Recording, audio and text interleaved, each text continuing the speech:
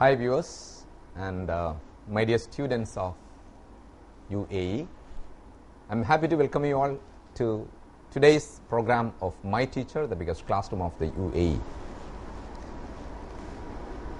So you have been, those who are watching this program, a few days back we have been talking about the examinations.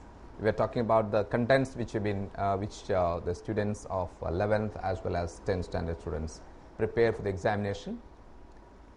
The last session was for 11th. Today I invite the attention of 12th graders, those who are seriously preparing for the examinations. So this particular slot of time you can spend in front of the TV, which is going to be definitely useful program for you. So I invite the attention of 12th standard students who are doing physics. For some schools I think the model examinations got over, and some schools you are going to have the physics paper in the next week, the coming week rather. So I hope all of you are in serious preparations. So I request parents of grade 12 students to permit them to sit in front of the TV for a few for this particular slot of time, because we are going to discuss a few questions which are relevant for their examinations, final examinations. Obviously you can practice questions along with this class. You take it as your session, and you feel free if you have any queries related to the contents of physics. You are preparing now, because in the last phase of preparation sometimes you may be coming across certain confusions here and there. So let us see if we can sort out in this slot of time. It would be useful for you. So feel free to call us in the number displayed on the screen, TV screen, or you can SMS your queries as well. So I request the students of grade 12 physics to bring your book. You take a rough book and be with me for the coming hour, because today because the major focus we are going to have is on the sample paper questions published by CBSE, which are useful for the examinations. So, and one more thing, let me tell you, the coming days we will have sessions for 10th, 11th and the subjects like chemistry, accountancy, soft skills and are coming up. So I'll give you a briefing about that as well on a later stage today itself. But along with that, let me tell you one more thing. The next session for 12th standard physics, which is scheduled to be for on Monday, next Monday, that is not the coming Monday, 27th Monday, we will have a session for physics for grade 12. So don't miss that class, don't miss the session, because I'm going to give you a briefing about the coming examinations, the board exams, and certain significant guidelines required for the examinations. So all of you, if you have your friends, you tell them to watch this program in the next session as well. Okay, that is generalizing about the examinations we will tell you. So today we will actually the last class for 12th standard we had done sample paper questions. In fact, up to 10th question we did. You know, there are 30 questions in total for grade 12 physics. You know, CBSE changed the pattern of questions a little bit. Last year it was 29 questions. This time it's going to be 30 questions. And I hope majority of you might have seen the sample paper published in the CBSE's website. So make use of that. Anyway, those who have missed it out or those who have done also, you can have a revision now with these questions. So before I get into those questions, I would like to give you a simple question for you to think on and send us the answers. Okay, so I'll give you the question. So you see the question on the screen. You can watch it. See, just a simple question. Find out the answer to this question. What is the value of dielectric constant of free space? what's the value of dielectric constant of free space. You find out the answers and send us what the answer is by SMS to 3939, or you can even call us and say in the number 05529462 It's displayed on the, you can see it on the screen. So the answer to this question, and you should say how you got the answer. If you're calling and telling about the answers, you can even email to us as well.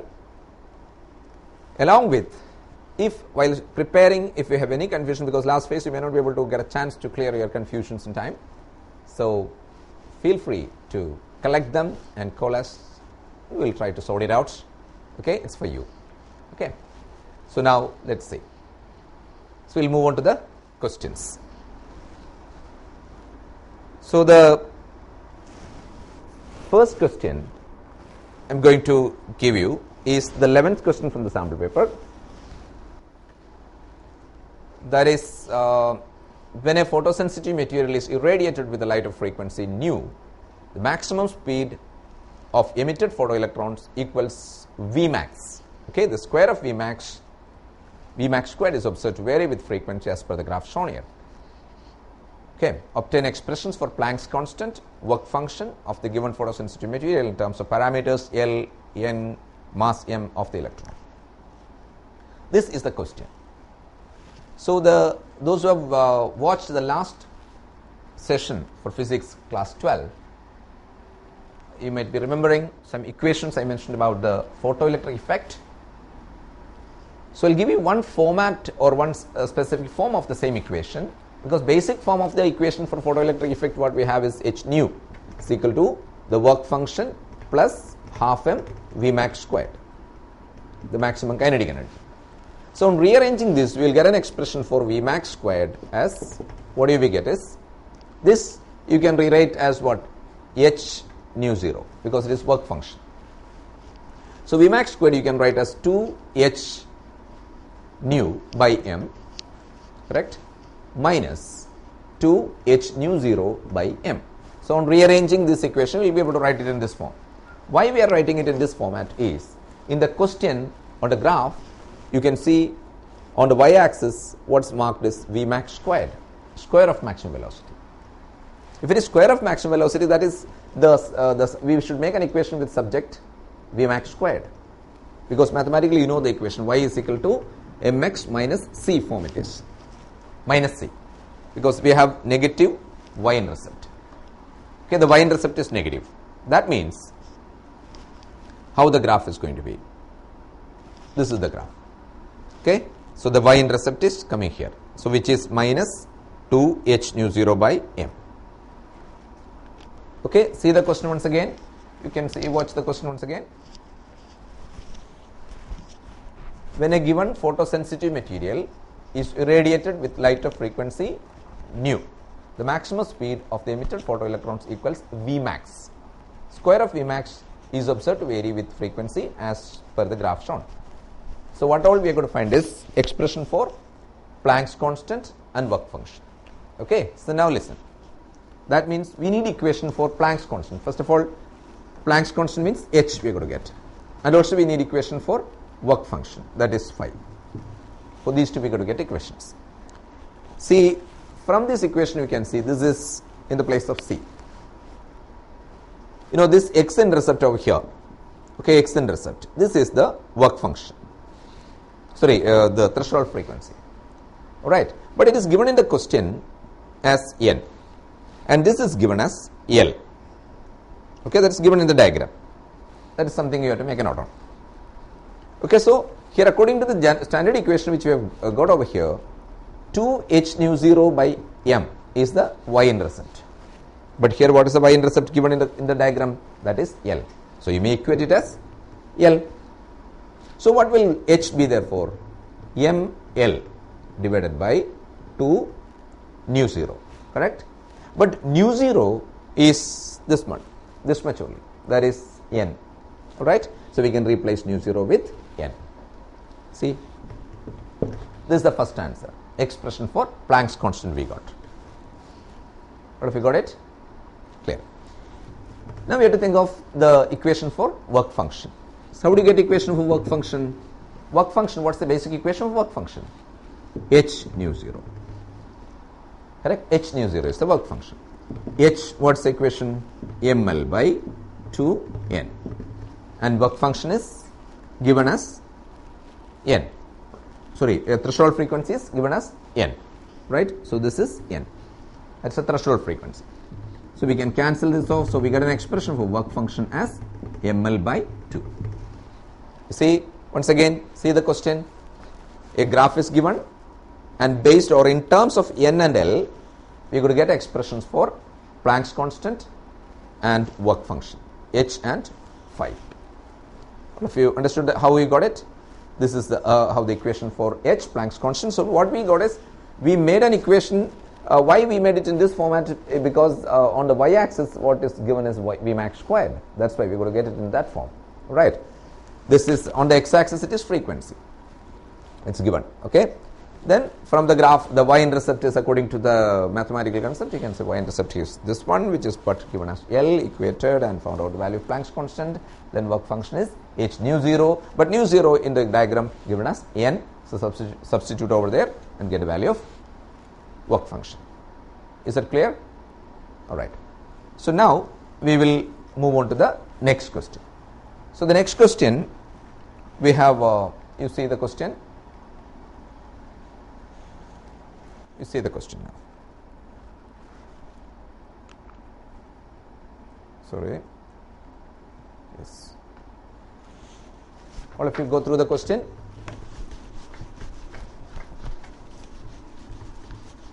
So this is a question very, what do you say, frequently asked, or what you can say, concept is very important for the exam. That is the case of potentiometer. Okay, have you seen the question? You read the question carefully once again. For a circuit shown here, would the balanced length increase, decrease, or remain the same if R1 is increased, then R2 is increased without any change in each case? The rest of the circuit, justify your answer in each case. Okay, so this is the what do you say, the circuit diagram given.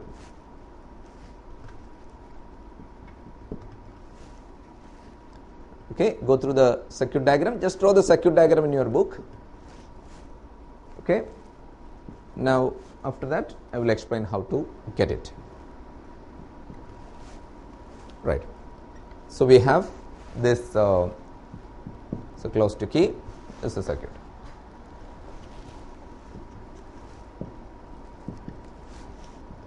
This is R1, this is R2. Sorry, R1, R2. So the question is, what happens to the balancing length when R1 is increased? So you might have done this question many times, but always to some of you, the concept related to potentiometer, always you are, what do you say, you have confusions, right? You are confused with this kind of questions. So be very clear about the basic picture about the potentiometer, working of potentiometer and all. So this is what exactly you should think of. We have a cell here. Okay, this cell has an EMF, right? So first let me tell you, if this was not there, if this part was not there, there is an EMF E, let's say, and let this EMF be E dash. If this is not there, then how the balancing case is? Suppose this L is the balancing length. We can now say the potential difference across AJ, you may write it as VAJ, would be equal to what? E. Right, this is the condition for balancing, when if this part is not there. So if the resistor or this key, if it is not there, this is a normal case. PD across AJ is the balancing, is equal to the EMF of the cell in the secondary circuit. You know, first of all, we can divide the potentiometer circuit into two segments. This is the primary segment, this is the secondary segment. The purpose of primary segment is it is causing a potential difference across this wire.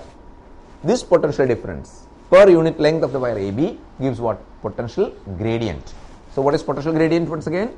Potential gradient I will represent with the letter phi. Potential gradient is nothing but whatever is the potential difference developed across AB divided by length of the wire AB. So PD across AB divided by its length will give you potential gradient. So what do you mean by potential gradient? Potential gradient means is the potential difference per unit length. So in 1 centimeter how much PD is there? That is what is phi. So what will be the PD across L centimeter? That is phi L. So this you can rewrite it as, therefore E you can write as phi into L. Because phi is the potential gradient, it means it is the PD across 1 centimeter. Therefore across L centimeter phi L. So in balancing condition, this EMF is equal to PD across AJ. Is it clear? EMF is equal to PD across AJ. Alright, PD across AJ you can write as phi L is equal to EMF. Okay. But then we can say that is why we are writing E is directly proportional to L if there is no balancing, if there is no current through this one, balancing, correct? But now what is the difference here? Now think of this question. Why cannot we write E as equal to PD across AJ? Because there is a resistance. Now come to this question. Okay, in this question, this is not open, right? If the key is open over here, K2 is open, then also same concept you can apply because no current is flowing. But here it is not open. So this key is closed means this EMF causes a current. That current causes a PD across the resistor. This PD is what is to be equated with PD across AJ. Is that clear? That is, now I will tell you what way we should change this equation with respect to this question is, instead of writing E, we should say PD across R2. This PD is causing V at R2, V across R2. This is balancing with the PD across AJ. Right? Potential difference across AJ balances with potential difference across R2. Clear? Now let us see the question. In the question what it says is, what happens to the balance length when R1 is decreased? This is decreased, this resistance is decreased. See, that means there is no change here. This is not changing. First let us think in that way. This is not changing. But listen, when R1 decreases, what happens in the primary circuit? In the primary circuit, the whole thing, current is increasing because resistance is decreasing. The current in the primary circuit, this part current is increasing. Is it clear? When this decreases, throughout this, the wire AB, current is increasing. When current increases, potential difference will also increase because potential difference is current into resistance now. Right, multiplying by resistance. So, current across this increases means PD across this increases. So, look, PD across this increases. When the PD across this increases, that means potential gradient also will increase. Potential difference per unit length also will increase. So, what do you observe here? Potential difference increases. Alright, if there is an increase of potential difference, but this is not changing, this is supposed to be constant. If you want to balance it again, what we should do? We should reduce this length. So, jockey should be moved towards A. So, the balancing length should be reduced. If the balancing length is reduced, then the PD across AJ now again will become equal to the PD across this. Is the point clear? So, what's the answer to this? What was the question first of all? What happens to the balancing length when the resistance R1 decreases? When R1 decreases, current increases. When current increases, PD across AB also increases. When that increases, phi increases. When phi increases, what happens? Correspondingly, the balancing length should decrease. That means we should move the jockey towards A. L decreases. Is it clear? Alright. That is the first answer. Now the second question. So first answer is balance length decreases. So the question was, what happens to the balance length, or will it increase, decrease, or remain the same if R1 is decreased? And second question, if R2 is increased. Now what is not changing is primary. So for the second question, R2 is increasing. This is increasing, this value. We are going to increase this value. Right. So again, in this, what is not getting affected is the potential gradient. There is no change here. Right? Why? Because there is no change in the primary circuit now. Now change is going to happen for this one, R2. This increases. But how do you relate it over here? That is, that increases means over here phi is constant. This is constant, not changing. This is constant. But V across R2. Now for the second part, V across R2, how do you write? Potential difference across R2. Current into resistance of R2. Current, how do you write expression for current in this? Current is EMF divided by total resistance. Small r is the internal resistance of this cell. Okay, this is current into R2 is equal to phi L. Is it clear? Again, now I am going to see, we are going to think of the balanced length, the effect on balanced length with R2. So, but over here R2 comes in the numerator and denominator. So, what we should do is, we should to make the R2 at only one place. That means we are going to divide both numerator and denominator with R2. So, what do we get? E divided by R2 gone. 1 plus R by R2 is equal to phi L. Now, all of you see this equation. In this, what is not affected is potential gradient, because that is the characteristic of the primary circuit. Right, potential gradient is not affected. Then EMF fixed, internal resistance fixed. So, what you can make out? When R2 increases, see, R2 increases, that means the denominator as a whole will decrease, because R2 comes in the denominator over here. So, this will, when this increases, correct, the denominator decreases. When denominator decreases, L will increase. That means balancing length increases. All of you understood this? Once again, when R2 increases, according to this equation, when R2 increases, the denominator of this equation decreases, therefore balanced length increases. So, balancing length increases when you increase R2, right? And first question was, when R1 decreases, what happens to balanced length? Balanced length decreases. Is it clear? So, it is a very significant question for the exam.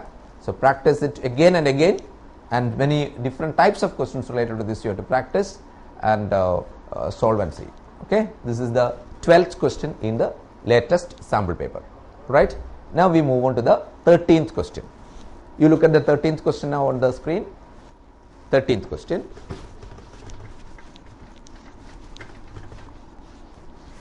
We see there is we are going to get an expression for the what is it, potential energy associated with the charge Q if it was present at the point P with respect to the setup. Okay, go through the diagram and the question carefully. Actually, there is a small correction in the question that I will tell you about. Okay, so anyway, I will read out the diagram here.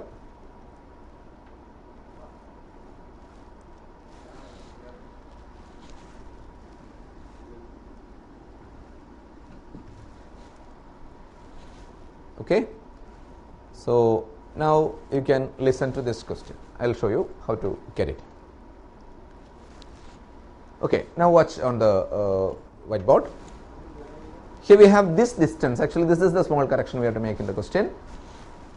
Between these two, 2 into A plus B is the distance given between these two. And this distance is given to be R. Radius, you can make out from this. This radius is A, the radius is B. So, what we are going to find is, we have to calculate the potential at the point P, potential energy when a charge Q is kept here. The charge Q is kept at the point P. What is the potential energy?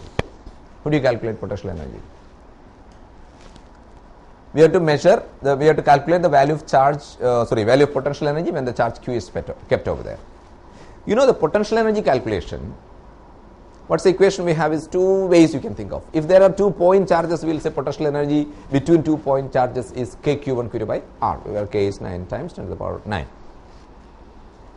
But another way is, at a particular point, we are going to keep a charge. There are some other charges in its vicinity. So, what you will do is, you first find the potential at that point. At the point P, what is the potential? You find it out. Okay, at the point P, what is the potential? If you know the potential, then charge kept over here, Q, times the potential will give you the potential energy of the charge Q when kept at the point P. So, first what you will have to find? Potential at P. How to find potential at P? Remember, there are 2 kinds of calculations. Remember, that is one major aspect you should remember about to avoid confusion. When you get the question paper for calculation of the potential and all, you just see, is it potential or electric field? That is what you have to confirm. Similar questions can come for both, potential or electric field. But remember, potential addition, total potential, when you calculate what kind of addition is what is expected, scalar addition. Just add them simply, V1 plus V2 plus V3 like that, right? Potential is a scalar quantity. Whereas if you are to calculate total electric field, thing is different. It's like vector addition is what's required. Vector addition, because electric field is a vector quantity. So you have to apply concept of vectors in the calculation of total electric field. So very first thing you have to confirm in such questions is it electric field or potential? Many get messed up with these two things, these two quantities. Okay, be very careful in not making mistake over there. Okay, so now what you're going to get is an expression for potential energy of the charge q when kept at the point. Right. So first let's find out the potential at P. How to calculate potential at P? V is equal to, just add the potentials due to each.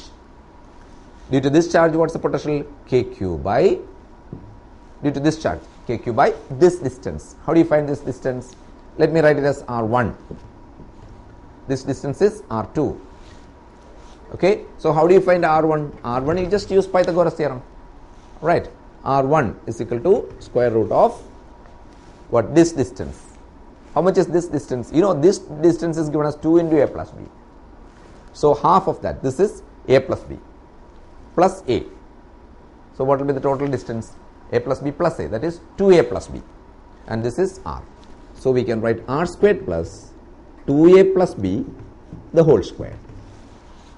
This is r1. Similarly, what is r2? This distance, r squared plus this. How about this distance? This is a plus b plus b. So root of r squared plus 2b plus a the whole square. So we have r1 and r2. If you have r1 and r2, you find out the potentials due to this charge. It is given that both of them charge q1 q2. So this charge is q1. So v1 is kq1 by r1, v2 is kq2 by r2. Substitute r1 and r2 in this equation. Then what will be the total potential at P? v1 plus v2. Just add these two. Substitute the values of r1 and r2 in these two equations and just add them up. And this is the total potential at the point P. Therefore, what will be the potential energy? Potential energy is q into v. This q into v. V is this value. So whatever value we are getting, substitute over there and calculate potential energy at P. I hope it is clear. So first you found the potential at P due to both the charges separately.